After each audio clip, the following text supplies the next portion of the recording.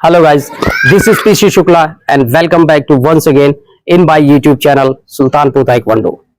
Guys आज का जो आर्टिकल मैं आपके सामने लेकर आया हूं वो है रूल बुक का article number 18 procedure of knockdown.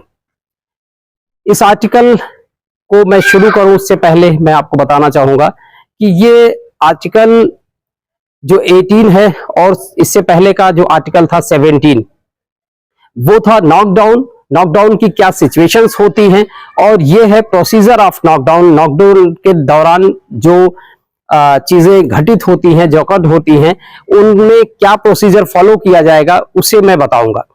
तो सबसे पहले सपोज दैट दो प्लेयर हैं, चोंग और होंग फाइट कर रहे हैं और उस फाइट के दौरान चोंग या होंग अपने अपोनेंट को लेजिटिमेट किक से अटैक करते हैं और उसकी वजह से वो नॉकडाउन हो जाता है। तो सबसे पहले रेफरी, जो हमारा रूल बुक कहता है, वो रेफरी उसके ओपोनेंट को उससे दूर करेगा और देन आफ्टर वो काउंटिंग स्टार्ट करेगा। काउंटिंग स्टार्ट जो करते हैं उसमें इतना टाइम देते हैं प्लेयर को, जो 8 तक काउंट करता है। विद इन 8 काउंट जो है ओपोनेंट को जिसको किक पड़ी हुई है उसको रिज्यूम करना रहेगा, कंटिन्यू करना रहेगा मैच में वापस से। तो इसलिए रेफरी काउंटिंग का एक निर्धारित टाइम है, उतने का गैप उसके नंबर जो काउंटिंग है उसमें गैप उसको बना के रखना पड़ता है ताकि वो प्लेयर रिज्यूम कर सके वापस से। लेकिन यदि उसके बावजूद भी वो रिज्यूम नहीं कर पाता है तो उसका जो ओपोनेंट है उसे विनर डिक्लेयर कर दिया जाता है। सेकंड सिचुएशन ये है कि कभी कभी क्या होता है कि दोनों के दोनों प्लेयर एक साथ नॉकआउट हो जाते हैं, दोनों की दोनों प्लेयर्स को पड़ती हैं और दोनों नॉकआउट हो जाते हैं। तो ऐसी सिचुएशन में रेफरी सेंटर में आकर खड़ा होकर काउंटिंग करता है और जो प्लेयर रिज्यूम कर लेता है वो विनर हो जाता है और जो नहीं रिज्यूम कर पाता वो लूजर हो जाता है। एक और सिचुएशन है, अगर दो के दोनों प्लेयर, ऐसी सिचुएशन होती है कि दो के दोनों प्लेयर नॉकआउट हो जाते हैं और आफ्टर काउंटिंग वो नहीं रिज्यूम कर पाते हैं। ऐसी सिचुएशन में जहां पर किक दोनों की आपस में पड़ी है एक दूसरे को, उससे पहले जो भी मैच चला हुआ है उस मैच में जो भी स्कोर रहता है उसके अकॉर्डिंग जो भी प्लेयर हमारा विनर या लूजर होता है उसके अकॉर्डिंग जो है उसको विनर और जो लूजर है वो डिक्लेयर कर दिया जाता है।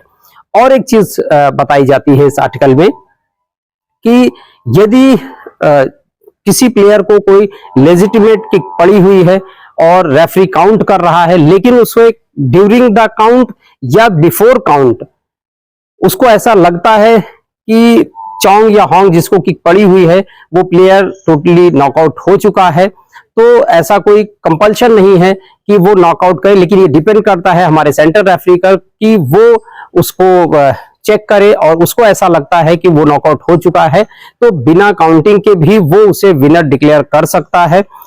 या काउंट कर रहा है ड्यूरिंग काउंटिंग, उसको जरूरी नहीं कि वो 8 तक उसको फिनिश करे या 10 तक फिनिश करे। अगर उसको लगता है कि वो नॉकआउट हो चुका है तो क्योंकि प्लेयर की सेफ्टी फर्स्ट होती है इसलिए वो जब तक वो काउंट करेगा, क्योंकि उसको ऐसा लगता है कि वो नॉकआउट हो चुका है, तो वो इमीडिएट काउंटिंग वहीं पर ड्यूरिंग काउंट ही वो मैच काउंटिंग को स्टॉप करके वो उसके ओपोनेंट को विनर डिक्लेयर कर सकता है और वो डॉक्टर को कॉल कर सकता है। हालांकि डॉक्टर के बारे में जो बताया गया है उसमें तो वो यदि उसको कोई हैवी इंपैक्ट हुआ है किक से तो वहां पर वो हना स्टार्ट करता है और हना दुल के बाद फिर वो डॉक्टर 2 टाइम्स वो कॉल करेगा डॉक्टर को, then after he will continue the further numbers of counting.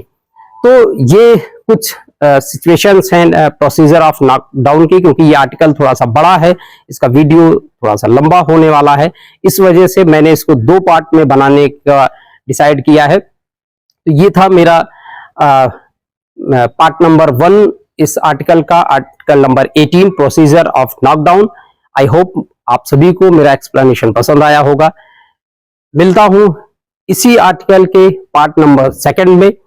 आगे का जो भी है इस आर्टिकल में मैं उसे आपको एक्सप्लेन करूंगा। इस पार्ट में, पार्ट नंबर 1 में, यदि आपको कोई भी चीज नहीं समझ में आई है एक्सप्लेनेशन में, कोई डाउट है, कोई क्वेश्चन है आपको, तो आप मेरे कमेंट सेक्शन में जाकर क्वेश्चन रेज कर सकते हैं। मैं आपके डाउट्स का, सारे क्वेश्चंस का आंसर करने की पूरी कोशिश करूंगा। मिलता हूं इस आर्टिकल के सेकंड पार्ट में जल्द ही। तब तक के लिए take care and bye bye.